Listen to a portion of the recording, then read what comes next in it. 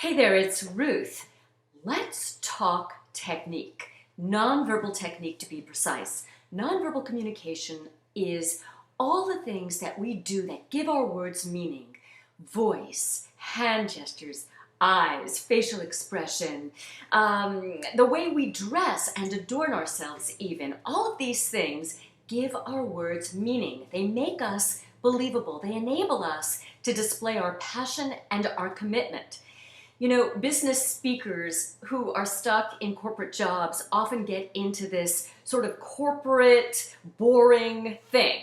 And that is partly reflected in their voices and the way they behave. Because corporate, of course, wants to squeeze every bit of emotion out of the workplace. And unfortunately, that ends up happening for your speaking and delivery too. So let's talk about the nonverbal codes of communication, and I'm going to start with voice. All right, I'm going to do a separate video on voice alone because it is really so involved and there are so many subsets. But voice includes volume, rate, pace, expression, tone, variety. So when you're speaking, what you want to avoid is what I call the corporate monotone. The corporate monotone sounds something like this. It's very narrow in terms of the whole range of pitch, and what ends up happening is it makes you seem very boring. And I'm also not blinking here either, and my face is really boring. So you want to avoid the corporate monotone at all costs. You want to use a very wide range of pitch.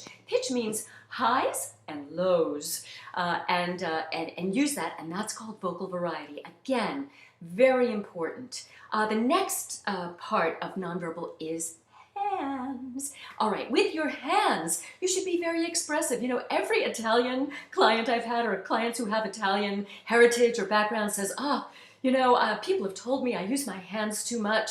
And I always tell them, no, that's wrong. Certainly you have to be mindful of the room, who is in the room, what size the room is. But if you're on stage, you want to use your hands expansively. You don't want to keep them small. The other great thing about hands is that they help us think. Research has shown that if there is a culture that does not use its hands to help express itself, it hasn't been discovered yet. Really interesting. So use your hands. Watch how you do it in informal communication when you're not on stage. I guarantee you and everyone you speak to uses their hands very much, often, almost all the time.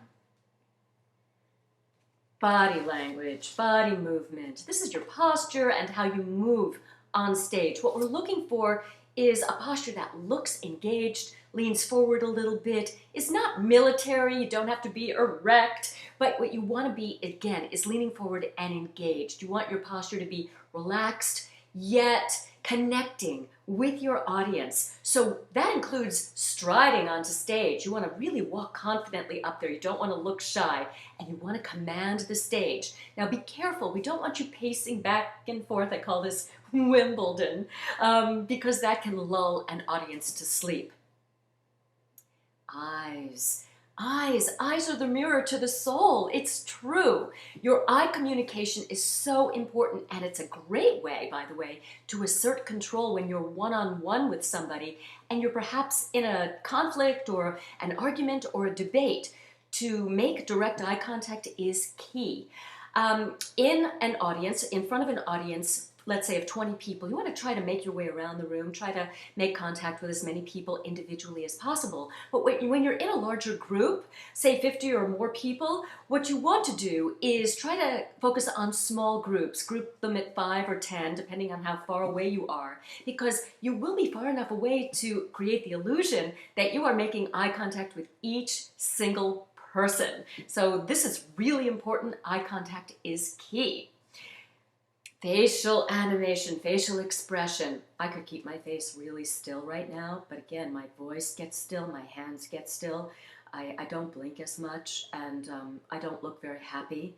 You want your facial expression to be very animated. I use a lot of muscles in my face. I'm very expressive, and maybe you're not as expressive as I am, but I guarantee you again, if you observe other people in informal communication, you'll see that they are much more expressive than you think is necessary.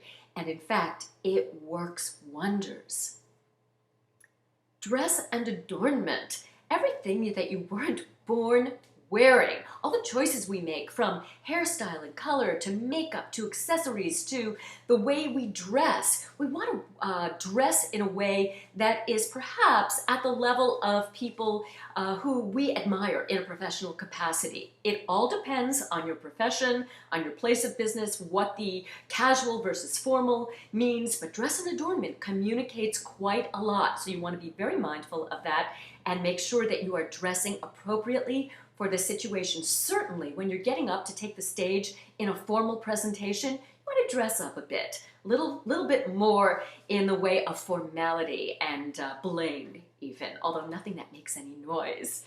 By the way, not all presentations are done standing up. Some are done sitting, like I am right now, and you want to read the room. You want to take your level of expressiveness down a little bit, but you should still transfer all of these skills, all of these codes of communication to the seated position. Very, very helpful.